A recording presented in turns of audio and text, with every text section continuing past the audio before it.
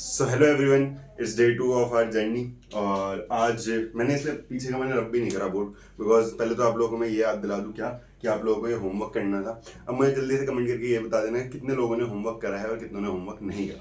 ठीक है, तो होप सो आप कर रहे हो यार होमवर्क, बिकॉज एक दिन में आप सोचोगे मैं सिर्फ वीडियो देख लूँ और उससे मेरा काम हो जाए, सो नहीं हो सकता। बिकॉज मैथ्स है, आपको प्रैक्टिस करनी पड़ेगी। ठीक है, मैंने अपने साइड वाला काम कर दिया, अब आपको अपने साइड वाला काम करना है। ठीक है, सो आप होमवर्क प्लीज करना और इस सीरीज में कंटिन्यू करो, आपको पक्का फायदा मिलेगा। ठीक है, so now let's start today's work. So आज का हम काम स्टार्ट करते हैं। अब कल हमने प्रूव दैट में एक टाइप का क्वेश्चन कर लिया था, जो नॉर्मल क्वेश्चन होते हैं हमारे, prove that root 5 is an rational number, prove that root 7 is an rational number. इस टाइप के क्वेश्चन हमने कर लिए हैं। अब आज हम उसमें सेकेंड वैरायटी ऑफ क्वेश्चन देखेंगे। ठीक है, जैसे मान लेते हैं पेपर में क्वेश्चन आया, prove that 5 minus 2 root 7 is an irrational number। Paper में मान लेते हैं ये प्रश्न आया कि prove that 5 root 7 is an irrational number and it is given that root 7 is an irrational number। Okay, यानी कि देखो अब क्वेश्चन क्या कह रहा है, मुझे क्या प्रूव करना है, ये जो पूरा एक्सप्रेशन है ये इरेशनल नंबर है और मुझे इन्फॉर्मेशन क्या है कि जो रूट 7 है वो क्या है, इरेशनल नंबर है। ये इन्फॉर्मेशन मुझे पता है, ये चीज मुझे प्रूव करनी है। ठीक है, अब देखते हैं हम क्या कर सकते हैं। अब भैया अगर आप स्टार्ट करोगे इस चीज को तो कैसे स्टार्ट करोगे, यू नो हमें ये चीज इन्फॉर्मेशन गिवन है तो हम सीधे इस एक्सप्रेशन पे जाएंगे। तो हम क्या मानेंगे, मैंने क्या बताया था कल, आपको बताया था कॉन्ट्रडिक्शन मेथड के बारे में। आज भी हम सेम काम यही करेंगे। हम क्या एज्यूम करेंगे कि ये जो एक्सप्रेशन है, let 5 minus 2 root 7 be a rational number, हम इसको एक रैशनल नंबर एज्यूम कर लेंगे। अब क्योंकि अगर ये एक रैशनल नंबर है तो 5 minus 2 root 7 को मैं p by q के फॉर्म में लिख सकता हूं। इतनी बात हम सबको पता है। अच्छा देखो, अब पता है इसमें ना बहुत इजी क्वेश्चन बनता है भाई वाला, और बहुत कम मार्क्स में भी आता है क्वेश्चन, बहुत इजी। अच्छा एक बात बताओ, ये 5 तो हम सबको पता है ना कि रैशनल है, तो सारे रैशनल नंबर को मैं एक साइड करने जा रहा हूँ। अच्छा अब मैं थोड़ा सा रिकॉल भी करा दूं, इरेशनल नंबर क्या होते हैं भैया, रूट वाले नंबर जो इम्परफेक्ट स्क्वायर होते हैं। रैशनल क्या होते हैं, इनको हम पी बाई क्यू फॉर्म में लिख सकते हैं। तो इस 5 को मैं पी बाई क्यू फॉर्म में लिख सकता हूँ, इसलिए इस 5 को मैं पी बाई क्यू की तरफ भेज रहा हूँ। तो देखो क्या होगा, -2 √7 p माइनस क्यू माइनस 5। सो एलसीएम ले लूंगा मैं, क्यू आएगा, क्यू और 1 का एलसीएम क्यू होगा, ये बात तो हम सबको पता है। अब क्यू की टेबल में क्यू कितनी बार में आएगा, 1 टाइम्स, तो ऊपर कुछ मल्टीप्लाई नहीं होगा। 1 की टेबल में क्यू कितने टाइम्स आएगा भैया, क्यू टाइम्स आएगा, तो यहाँ पे क्या हो जाएगा, ये 5 टाइम्स ऑफ क्यू। ओके, और अब इस -2 को अगर मैं उधर भेजूं, क्योंकि भाई मैं क्या कर रहा हूँ, रैशनल को एक साइड और रैशनल को एक साइड, तो ये कैसे दिखेगा, p माइनस 5q, ये इधर मल्टीप्लाई में जाकर डिवाइड में चले जाएगा। ठीक है, अब भैया ये माइनस को अगर आप ऊपर भेज दोगे, जरा देखना क्या होगा। जैसे ही आप माइनस को ऊपर भेजोगे क्या होगा, -√7 is to -p minus 5q whole divided by 2। अब उस माइनस को अगर मैं अंदर भेजूं तो क्या होगा, ये अच्छा ये देखो, प्लस माइनस माइनस प्लस हो जाएगा, तो ये प्लस का 5q और ये माइनस का q divided by 2q is equals to √7। Please इतना नोट करें, मुझे बोर्ड चाहिए क्योंकि है ना, उसके बाद हम आगे देखते हैं क्या कर सकते हैं। होप सो आप सभी ने इतना नोट कर लिया हो। अच्छा अब एक बात बताओ, क्वेश्चन ने खुद ही बोला था ना, क्वेश्चन ने खुद हमें बोला था कि भैया जो √7 है वो कैसा नंबर है, इरेशनल नंबर। ओके, अब अगर मैं अपने एक्सप्रेशन को यहाँ नोट डाउन करूँ, √7 is equals to 5q minus p whole divided by 2q। अब अगर मैं बहुत ध्यान से देखूं, क्या ये जो पूरा एक्सप्रेशन है वो p बाई क्यू फॉर्म में लिखा है, आप बोलोगे हाँ भैया।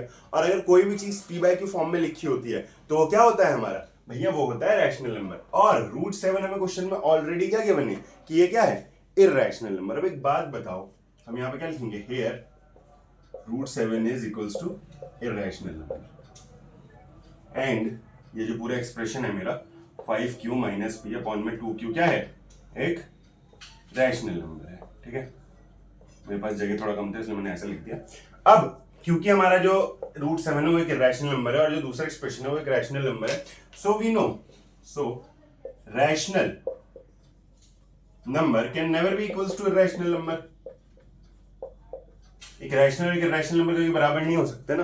तो ये गलती क्यों हुई हमसे, it means √7 is not equals to 5q minus p upon में 2p। तो ये गलती क्यों हुई, हियर दिस कॉन्ट्राडिक्शन, भाई क्या है, कॉन्ट्राडिक्शन ही हुई ना, गलती हुई ना, हैज अराइजन, क्यों आया है, जो भी कॉन्ट्राडिक्शन आया, जो भी गलती हुई क्यों आई, due to our wrong assumption. क्यों आया, क्योंकि हमने क्या करा था, रॉन्ग अज्यूम करा। भैया क्या रॉन्ग अज्यूम करा हमने, दैट, क्या एक्सप्रेशन क्या था भाई? एक्सप्रेशन आपका होगा तो ठीक है, 5 minus 2√7 is a rational number. ठीक है, वो यार मेरे पे एक्सप्रेशन में दिया था ना, तो मैं इससे एक्सप्रेशन बना रहा था। ठीक है, नोट करो इतना। होप से इतना नोट हो गया हो आप सभी का। तो अब देखते हैं, अब अगर ये कॉन्ट्राडिक्शन अराइज हुआ है, ये चीजें आई हैं, तो ये हमारी गलती की वजह से ये, तो यहाँ से मैं क्या लिख सकता हूँ, हमने गलती अज्यूम कर, सो जो ये नंबर है हमारा 5 माइनस 2√7 एक ऐसा नंबर होगा, is an irrational number. Hope so बातें क्लियर हो, चीजें समझ में आ रही हो आप सभी को, किसी को कोई भी डाउट ना। ठीक है, चलो अब आगे बढ़ते हैं इसी के साथ। तो ये वाला क्वेश्चन भी हमारा हो गया। इस टाइप का एक और क्वेश्चन हम देख लेते हैं जो जल्दी से, ताकि आप लोगों को कोई डाउट ना रहे। तो क्वेश्चन हम देखते हैं, 7 plus 2√3 is an irrational number. Prove करो, prove it, prove it. When √3 is an irrational number। ठीक है, प्रूफ करो कि 7 प्लस 2√3 कैसा नंबर है, इररेशनल नंबर है।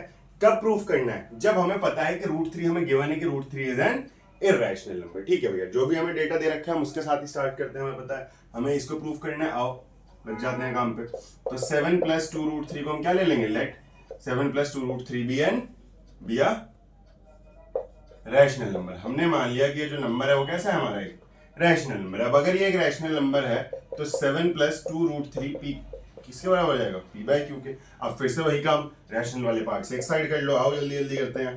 तो ये क्या हो जाएगा, sorry, P minus Q divided bye, अब देखो 2√3 इज इक्वल्स टू क्या हो जाएगा, एलसीएम लूंगा क्यू, तो क्या ये पी माइनस 7 क्यू होगा, आप लोग सब कहोगे हाँ भैया।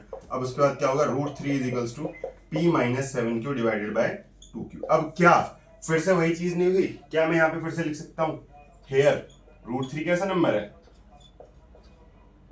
इररेशनल नंबर है, और p minus 7q whole divided by 2q कैसा नंबर है, वो तो भैया एक रैशनल नंबर है। And irrational is not equals to rational, है ना। एक रैशनल नंबर कभी बराबर हो नहीं सकते। तो ये गलती हमसे क्यों हुई है, ये गलती भैया हमसे हुई है क्योंकि हमने गलत एज्यूम कर लिया है। क्या एज्यूम करा हमने ये एज्यूम करा कि जो हमारा एक्सप्रेशन है 7 प्लस 2√3 वो एक रैशनल नंबर है। तो हमें यहां से आगे क्या लिखना है, सेम जो स्टेटमेंट लास्ट टाइम लिखवाई थी।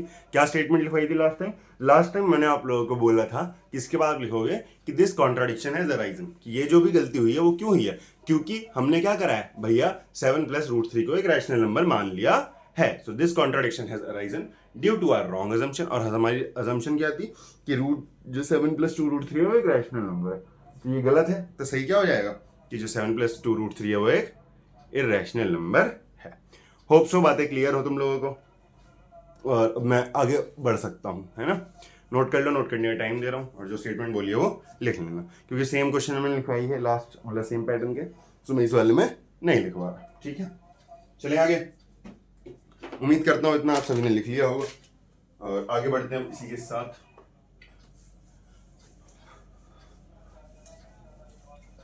अब इसी वैरायटी का तीसरा और लास्ट क्वेश्चन, इस वैरायटी में 3 क्वेश्चन आते हैं, तो तीसरा और लास्ट क्वेश्चन भी भाई देखते हुए जाओ। क्या है, prove that √7 minus √3 is an irrational number given that √21 is irrational। बहुत अच्छी वैरायटी का क्वेश्चन है, बहुत मजेदार क्वेश्चन है, मुझे बड़ा अच्छा लगता है क्वेश्चन देख के। तो देखो कुछ भी क्वेश्चन हो, अगर मैंने क्या बोला आपको, क्या यूज करना पड़ेगा, कॉन्ट्रडिक्शन मेथड यूज करना पड़ेगा। इट मींस आप पहले से ही अज्यूम कर लोगे कि ये नंबर क्या है, रैशनल नंबर है। जो भी हमें प्रूफ करना है उसका उल्टा अज्यूम करेंगे। ओके, सो क्या हो जाएगा, let √7 minus √3 be a rational number. ठीक है भैया, आपने अज्यूम कर लिया √3 माइनस √3 को रैशनल नंबर, तो √7 माइनस √3 क्या किस फॉर्म में लिखोगे आप, p बाय q फॉर्म में। अब यहां पे दिक्कत पता है क्या है, अब तक जितने भी क्वेश्चन इससे पहले थे, या तो यहाँ पे मुझे कोई रैशनल नंबर मिलता था, मैं उसको भेज देता था, मेरा काम हो जाता था, या फिर और मेरे साथ क्या था कि भैया आपको सिर्फ यहाँ पे कोई एक टर्म दे रखी होती तो आप मल्टीप्लाई कर लेते थे, बट इस बार तो दोनों में से कुछ भी नहीं है, तो हम क्या दिमाग लगाएंगे, मैंने क्या बताया, जब जब रूट सताए स्क्वायरिंग बोथ साइड का सहारा लो। ठीक है, कोई कहानी नहीं सुना रहा था मैं, बस एक बात बता रहा था कि जब जब रूट से प्रॉब्लम होगी हम स्क्वायरिंग बोथ साइड करेंगे। अब स्क्वायरिंग बोथ साइड कैसे होगी भैया, तो स्क्वायरिंग बोथ साइड करने के लिए आपको बस कुछ नहीं SBS लिखना है, आप लोग पूरा लिखना भैया, आपको नहीं पता आपकी बॉडी को कौन सा टीचर चेक करेंगे, है ना। तो a माइनस बी का होल स्क्वायर क्या होता है, मैं यहाँ साइड में लिख भी देता हूँ, यहाँ पे हम a माइनस बी का होल स्क्वायर यूज कर रहे हैं, जो होता है a square plus B square minus 2ab। Okay, तो ये हो जाएगा √7 का स्क्वायर प्लस √3 का square minus 2 into √7 into √3, and this will look like p square by q square. So ये हो जाएगा 7 प्लस 3, और यहाँ पे क्या हो जाएगा माइनस 2√21, और ये हो जाएगा p square by q square. अब आगे देखो क्या है, अब आगे भैया 7 प्लस 3 को आप लिख सकते हो 10 minus 2√21 is equals to p square by q square. अब फिर से वही, क्या इस टाइप का क्वेश्चन हमने करानी है आगे, अभी तो करा है ना, तो मैं फिर से वही करा रहा हूँ। आप देख सकते हो कितनी ज्यादा प्रैक्टिस हो रही है आपकी एक ही टाइप के क्वेश्चन की। p square minus q square, plus का 10 था तो माइनस का हो जाएगा, एलसीएम कितना हो जाएगा q स्क्वायर। तो बस अब इस बार p square minus 10 q square हो जाएगा, क्या प्रॉब्लम है उससे मैं कह रहा हूँ, प्लीज इतना नोट करो, है ना, इतना नोट हो जाए तो मुझे बताना।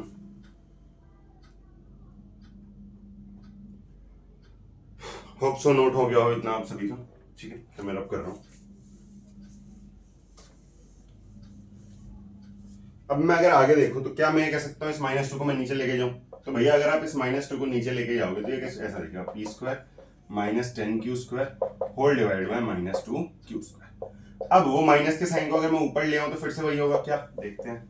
देखो मैं पता है बहुत ज्यादा पेशेंस के साथ कर रहा हूँ, जब मैं क्लास में पढ़ाता हूँ इतना ज्यादा पेशेंस के साथ मैं नहीं पढ़ाता, पेशेंस के साथ नहीं पढ़ाने इन सेंस क्लास में सामने बच्चे होते हैं तो आई नो कि मैं डायरेक्ट अंदर माइनस मल्टीप्लाई कर सकता हूँ, ठीक है। सो यहाँ पे मैं बहुत स्लो पढ़ा रहा हूँ, सो प्लीज इस चीज का आप ध्यान रखें, और फिर भी अगर आपको कोई डाउट होता है तो प्लीज कमेंट सेक्शन में जरूर डालना, ठीक है। ये -10 और माइनस, ये -10q स्क्वायर हो जाए, मतलब माइनस माइनस प्लस का 10q स्क्वायर, यहाँ minus p square whole divided by 2q square. अब क्या हमें क्वेश्चन में गिवन नहीं था, क्या गिवन था आपको भैया, आपको क्वेश्चन ने खुद बोला था कि जो आपका √21 है वो कैसा नंबर है, इरेशनल, और ये पूरी एक्सप्रेशन कैसी आई है, रैशनल। और क्या है कि रैशनल और रैशनल नंबर इक्वल हो सकते हैं, अभी तो बताया भैया कभी नहीं। तो फिर से यहाँ पे क्या लिखोगे, this contradiction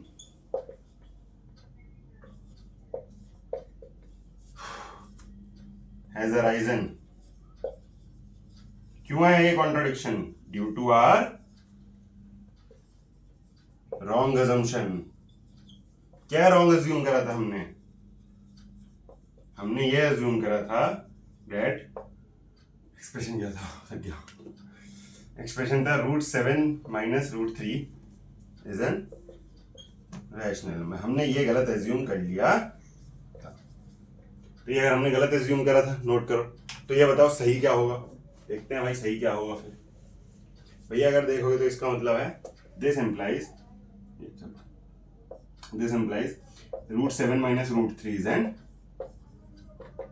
irrational number. Hope so आप सभी को ये सारी बातें क्लियर हो। तो अब हम चलते हैं अपने आगे अगले पार्ट पे, क्योंकि ये पार्ट तो यार बहुत है ना, इतना इससे ज्यादा नहीं कर सकते हैं इस पार्ट में हम लोग, ठीक है। चलो, सो उम्मीद है इतना आप सभी को समझ आया हो, बाकी अब देखते हैं आज हम आगे क्या करेंगे।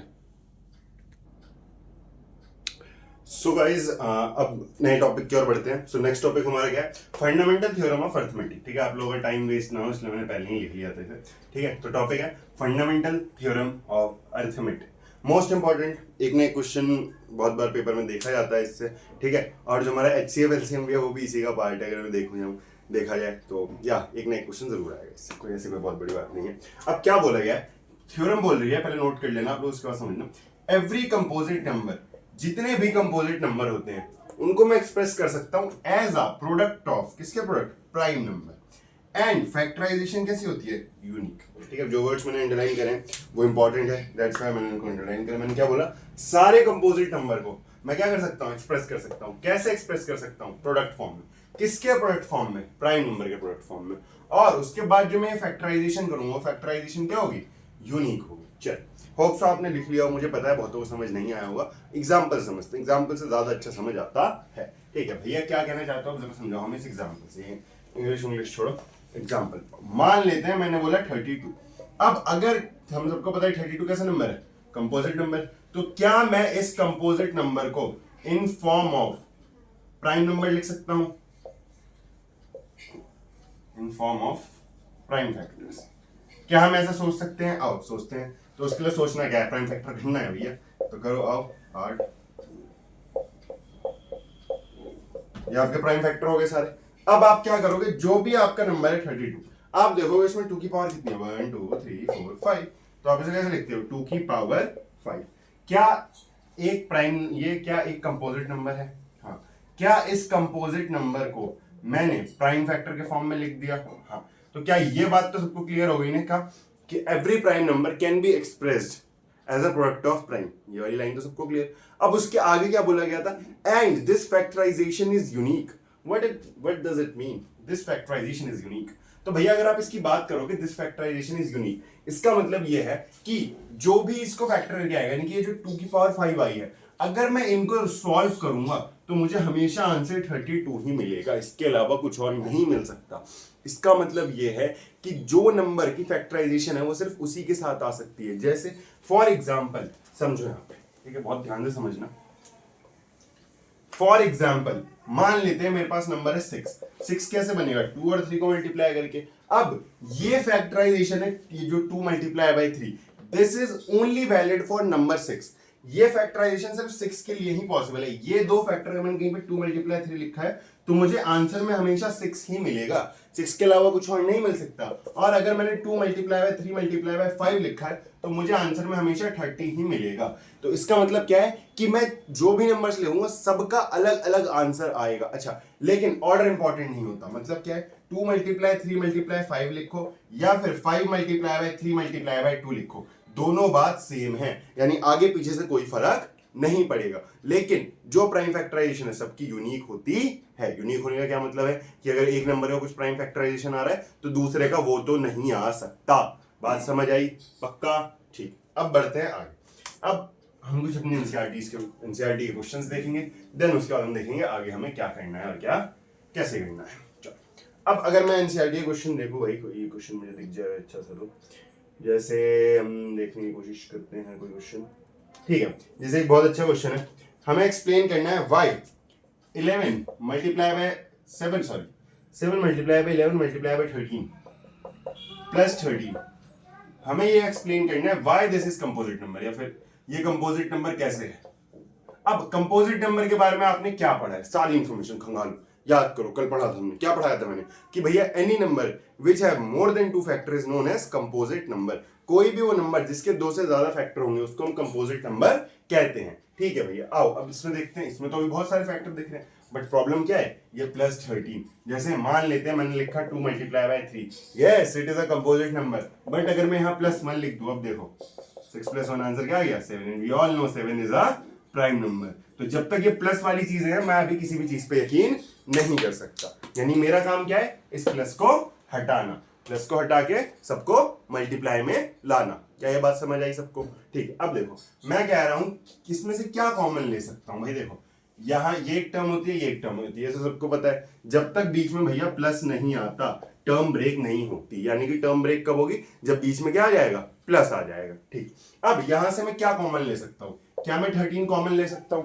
हाँ जी ले सकते हो। अगर आप 13 कॉमन लोगे इसमें क्या बचेगा, 7 तो एज इट इज रह गया, 11 एज इट इज रह गया, 13 तो उठ के बाहर आ गया ना, 13 तो ले नहीं सकते। ठीक है, प्लस यहाँ पे क्या बचा, 13 तो चला गया, तो क्या बचा सिर्फ भैया 1 बचा। क्या हो जाएगा, 13 multiply by 77 plus 1, 77 plus 1 is 78। अब 71 को थोड़ा सा तोड़ लो भाई, 78 को कैसे लिख सकते हैं भाई, डिवाइड करके देख लो 2 से यार, 78 को कैसे लिख सकते हो, 3 बार में 6, 1 18 और 9 बार में 2, तो 78 को मैं 2 इंटू 39 लिख सकता हूँ।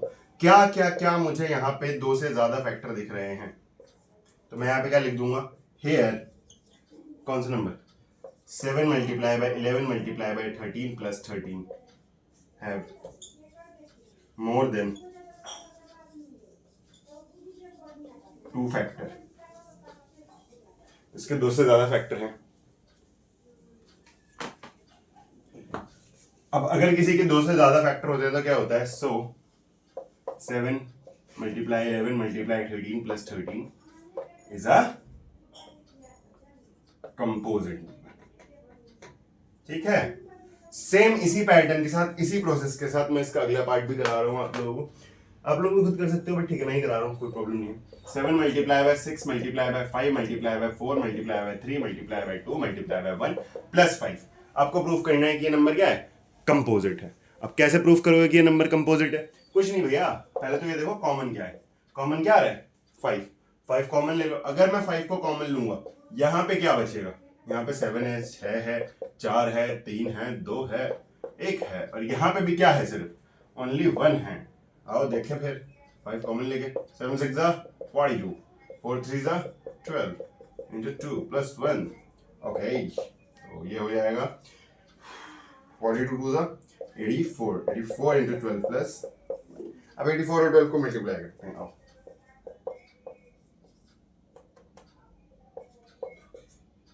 108 1008 प्लस 1। ठीक है, नोट करो इतना पहले। अब आपने नोट कर लिया।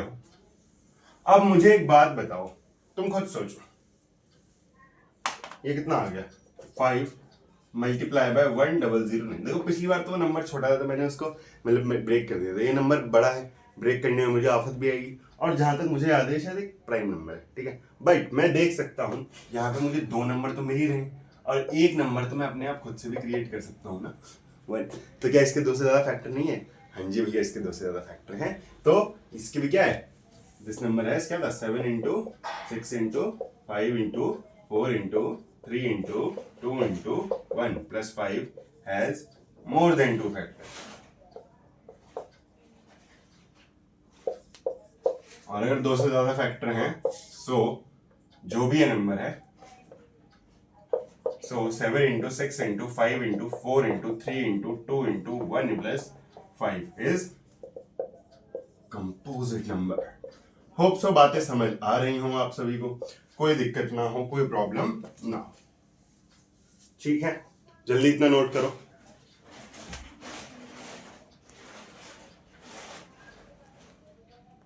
चलो, उम्मीद है आप सबने नोट कर लिया हो। अब चलते हैं नेक्स्ट टाइप के क्वेश्चन में। अब एक टाइप का क्वेश्चन जो इसमें और आता है भाई। अच्छा मुझे एक बात बताओ, आप सभी को पता है, मैं पूछूं कि कोई भी नंबर की यूनिट प्लेस पे, इस पे यूनिट प्लेस, जैसे सबको यूनिट प्लेस तो पता होगा ना इसको, और वंस प्लेस के नाम से भी जानते हैं। किसी भी नंबर के वंस प्लेस पे 0 कब आता है? क्या पूछा मैंने? किसी भी नंबर के वंस प्लेस पे 0 कब आता है, शून्य कब आता है? मेरा क्वेश्चन आप लोगों से ये है। ठीक है, अब आप लोग मुझे बताओ कैसे आएगा। भैया आप ये पूछना चाह रहे हो कि मान लेते हैं 480 बना तो 0 कैसे आया होगा, 40 बना तो 0 कैसे आया होगा, 70 बना तो 0 कैसे आया होगा। आओ चेक करते हैं 0 कैसे आए होंगे। तो मैंने 3 नंबर लिए जिनके एंड में 0 आ रहे हैं, और अब मैं इनको चेक करूंगा। इनके 40 लिया था, 40 को अगर मैं ब्रेक करूं तो क्या 40 को अगर मैं प्राइम फैक्टर करूंगा,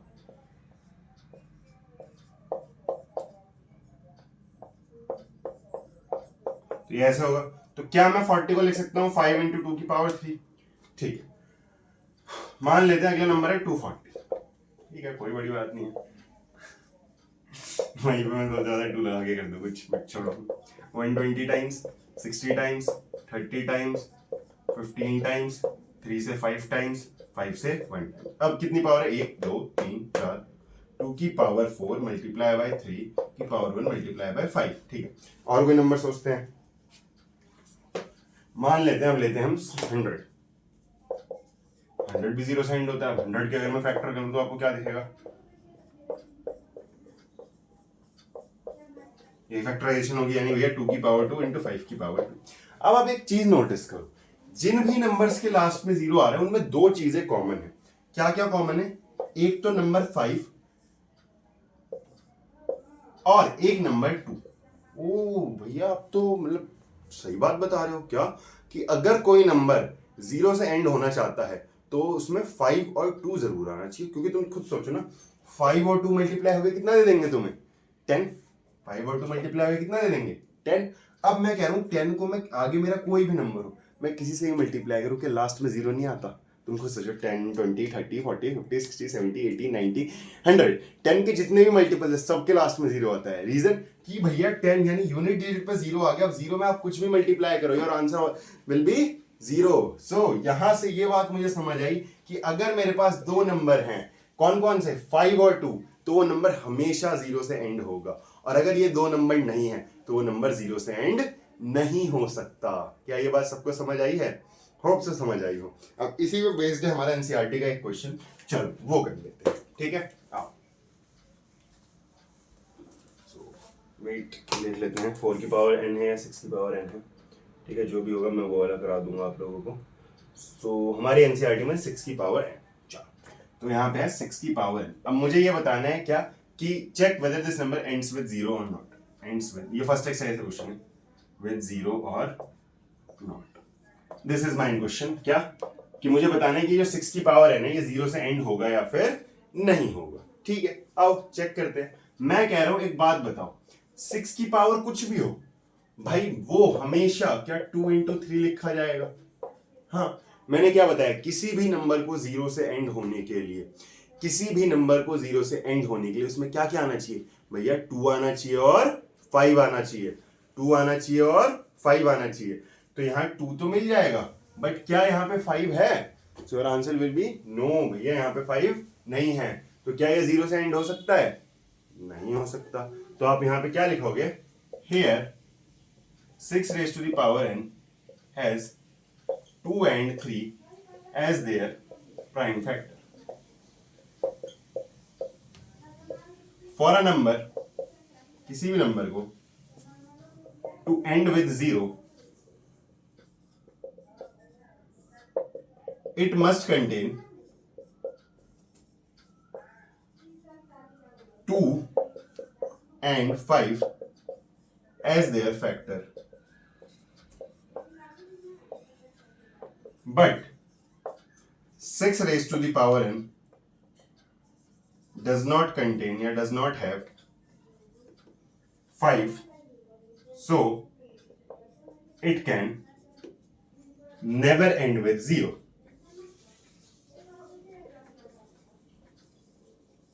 होप सो ये बातें आप सभी को क्लियर हो। अच्छा और मैं यहाँ पे एक चीज और इसमें मेंशन कर सकता हूँ by fundamental theorem of arithmetic. क्यों यूज कर सकता हूँ मैं फंडामेंटल थ्योरम ऑफ अर्थमेटिक इसलिए यूज कर सकता हूँ क्योंकि 6 raise to the power n को जो ब्रेक करा हमने उसी की हेल्प से करना। सो हम ये भी लिख सकते हैं by fundamental theorem of arithmetic 6 raise to the power n is equals to 2 into 3 raise to the power n। ठीक है now fundamental theorem of arithmetic also guarantees, वो हमें ये भी गारंटी करती है कि जो हमारा प्राइम फैक्टराइजेशन होता है वो यूनिक होता है। यानी 6 का प्राइम फैक्टराइजेशन सिर्फ और सिर्फ ये होगा, इसके अलावा और कुछ नहीं हो सकता। तो अगर इसके अलावा और कुछ नहीं हो सकता इसका मतलब कभी भी उसमें 5 नहीं आ सकता, और अगर उसमें कभी भी 5 नहीं आ सकता तो वो कभी भी 0 से एंड नहीं हो सकता। तो ये भी इसको एक लिखने की कहानी है।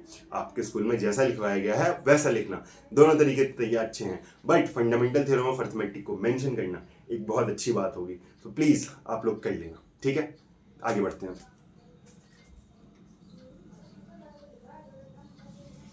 चलो फिर इतना उम्मीद है आप लोगों ने लिख लिया होगा। तो नेक्स्ट पार्ट पे चलते हैं। तो देखते हैं एक बार मैं एनसीईआरटी से चेक कर लूँ क्या हमारा क्या क्या चीजें बची हुई, क्योंकि हमने ऑलमोस्ट 80 to 90% चीजें कवर कर ली हैं इस चैप्टर की। तो हाँ भाई 1.2 तो हमारी ऑलमोस्ट कवर है। ठीक है ऑलमोस्ट एक पार्ट बचा है उसका वो मैं अभी बता दूंगा आपको। 1.1 का एक क्वेश्चन बचा है हमारे एनसीईआरटी के हिसाब से हम देखेंगे। ठीक है अब 1.2 से पहले 1.1 का लास्ट क्वेश्चन देखते हैं। ठीक है एक्सरसाइज 1.1 क्वेश्चन नंबर 7। ठीक है ये आप लोगों का क्वेश्चन है। होप सो आप सभी के पास एनसीईआरटी खुली हो।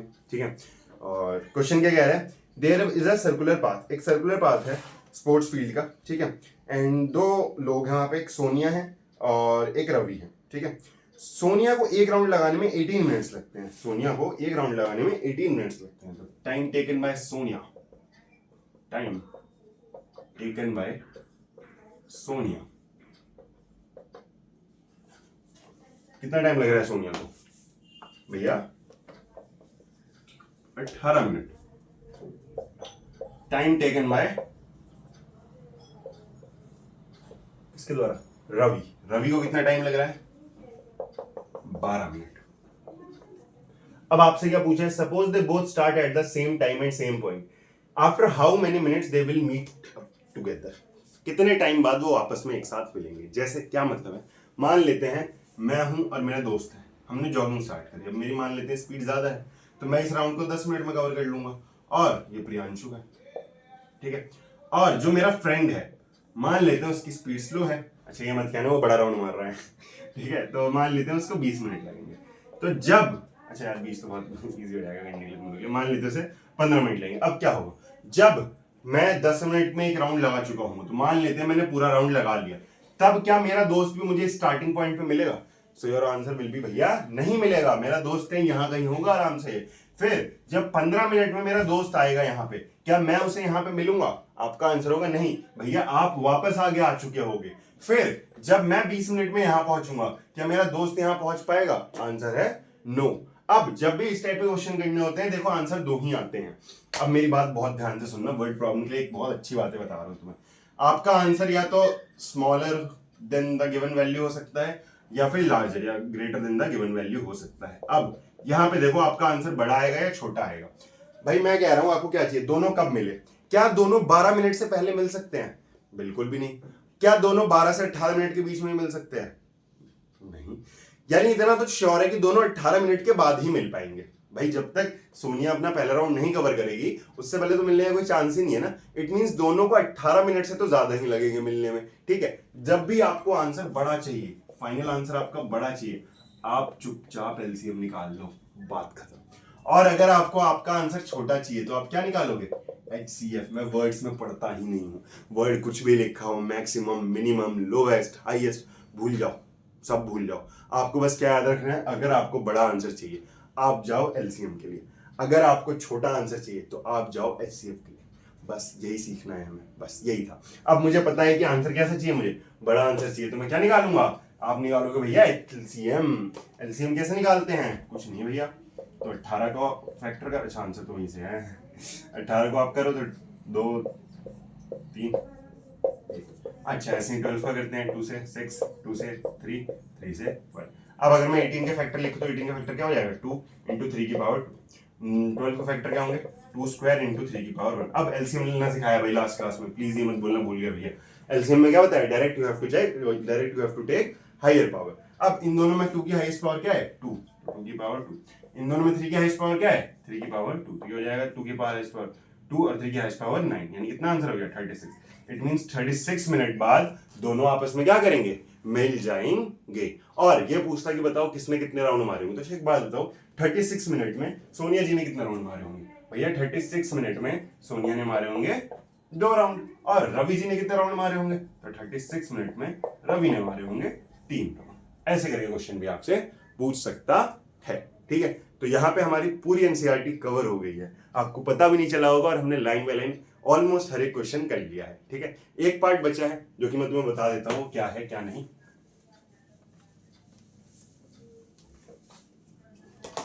अब अगर मैं देखूं तो एक क्वेश्चन मान लेते हैं ये 1/√2, इसको हमें प्रूव करना है एक इर्रेशनल नंबर है। भाई कुछ मत करो, क्या आप लोगों ने क्लास 9 में रैशनलाइजेशन पढ़ा है? पढ़ा होगा ना, पढ़ा होगा, झूठ मत बोलना, ठीक है। अब रैशनलाइज कर दो इसको, ऊपर नीचे √2 से मल्टीप्लाई कर दिया, तो क्या हो जाएगा? ये √2 अपॉन में √2 इंटू √2 कितना होता है? अब आपके पास जो नंबर बन गया वो क्या बन गया? √2/2। तो इसको रख दो p/q के बराबर, तो √2 क्या हो जाएगा? 2p/q। उसके बाद स्क्वायरिंग बोथ साइड, और उसके आगे वाला काम तो आप सभी को आता है, ठीक है। तो कहने का मतलब क्या है मेरा, कि आज हमारा ये चैप्टर एनसीईआरटी के हिसाब से पूरा कंप्लीट हो चुका है। तो सिर्फ 2 लेक्चर लगे हमें, है ना, क्योंकि चैप्टर छोटा भी था ना, तो 2 से ज्यादा लेक्चर लगने का कोई पॉइंट भी नहीं था। तो सिर्फ हमने 2 लेक्चर लिए और हमारी एनसीईआरटी सीरीज पूरी हो गई। अब एक क्लास में सोच रहा हूँ इसकी और लेता हूँ, और उसमें मैं कराऊंगा एक्स्ट्रा क्वेश्चंस। अब वो लोग आप मुझे कमेंट में बताओगे कि पहले अभी आपको इसके कुछ, मतलब देखो बहुत सारी प्रैक्टिस तो हम बाद में करेंगे ही करेंगे, बट अभी भी तो थोड़ा हमारा लेवल अच्छा होना चाहिए ना। वर्ड प्रॉब्लम्स हमें और करना है भैया, या फिर हमें इस वेराइटी के क्वेश्चन और करने हैं, तो वो आप लोग मुझे कमेंट में बताओगे। जैसा आपका रिस्पॉन्स होगा उसके अकॉर्डिंग मैं आगे की क्लास शेड्यूल करूंगा और प्लान करूंगा। तो कल या तो मैं चैप्टर 2 स्टार्ट करूंगा, या तो मैं आज का ही पार्ट यानी कि कल एक्स्ट्रा क्वेश्चंस कंटिन्यू करेंगे, ठीक है। सो होप सो आप लोगों को मजा आया होगा। बाय बाय, टेक केयर, मिलते हैं नेक्स्ट क्लास में।